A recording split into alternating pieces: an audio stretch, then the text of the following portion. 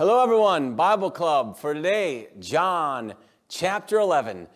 Now a man named Lazarus was sick. He was from Bethany, the village of Mary and her sister Martha.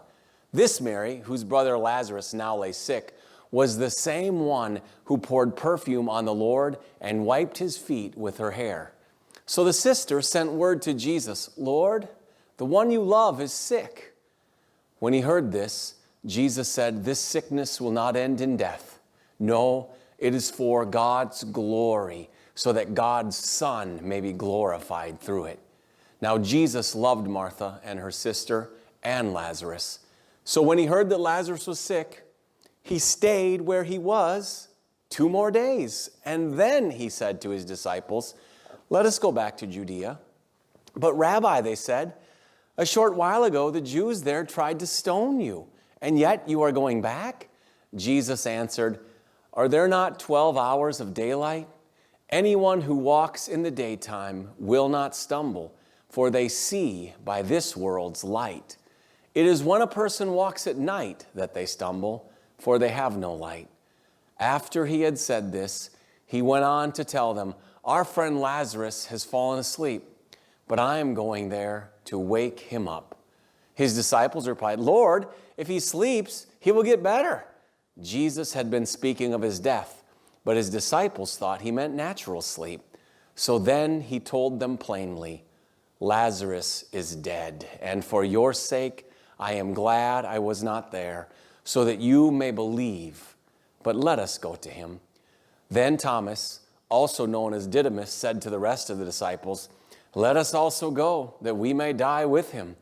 On his arrival, Jesus found that Lazarus had already been in the tomb for 4 days. Now Bethany was less than 2 miles from Jerusalem, and many Jews had come to Martha and Mary to comfort them in the loss of their brother. When Martha heard that Jesus was coming, she went out to meet him, but Mary stayed at home.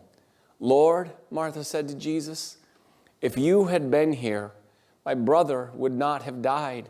But I know that even now God will give you whatever you ask." Jesus said to her, "Your brother will rise again." Martha answered, "I know he will rise again in the resurrection at the last day." Jesus said to her, "I am the resurrection and the life. The one who believes in me will live, even though they die. And whoever lives by believing in me will never die. Do you believe this?" "Yes, Lord," she replied.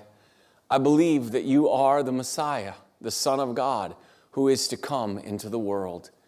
After she had said this, she went back and called her sister Mary aside. "The teacher is here," she said, "and is asking for you." When Mary heard this, she got up quickly and went to him.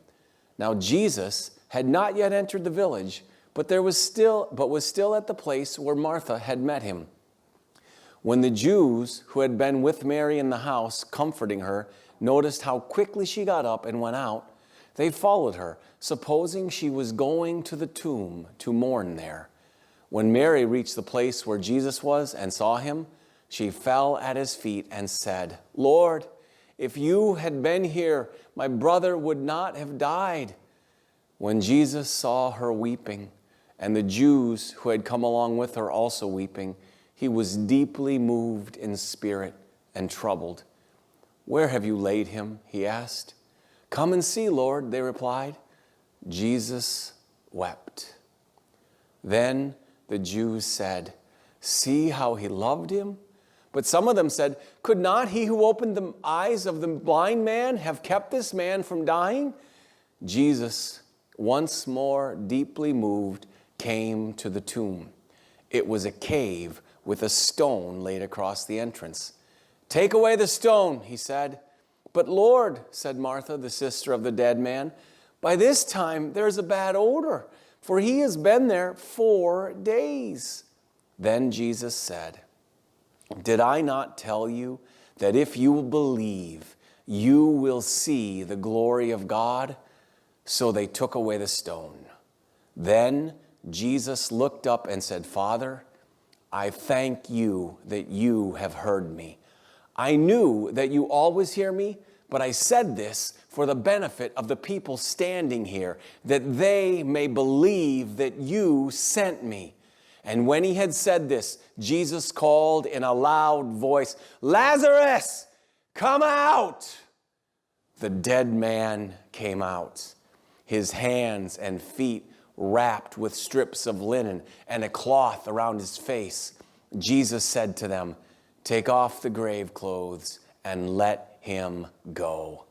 Therefore, many of the Jews who had come to visit Mary and had seen what Jesus did believed in him. But some of them went to the Pharisees and told them what Jesus had done. Then the chief priests and the Pharisees called a meeting of the Sanhedrin. "What are we accomplishing?" they asked. "Here is this man performing many signs. If we let him go on like this, everyone will believe in him. And then the Romans will come and take away both our temple and our nation." Then one of them, named Caiaphas, who was high priest that year, spoke up. "You know nothing at all. You do not realize that it is better for you that one man die for the people than that the whole nation perish." He did not say this on his own, but as high priest that year, he prophesied that Jesus would die for the Jewish nation, and not only for that nation, but also for the scattered children of God, to bring them together and make them one. So from that day on, they plotted to take his life. Therefore, Jesus no longer moved about publicly among the people of Judea. Instead, he withdrew to a region near the wilderness, to a village called Ephraim, where he stayed with his disciples. When it was almost time for the Jewish Passover, many went up from the country to Jerusalem for their ceremonial cleansing before the Passover. They kept looking for Jesus, and as they stood in the temple courts, they asked one another, "What do you think? Isn't he coming to the festival at all?" But the chief priests and the Pharisees had given orders that anyone who found out where Jesus was should report it, so that they might arrest him. That's Bible Club for today. Join us tomorrow when we hear a voice from heaven.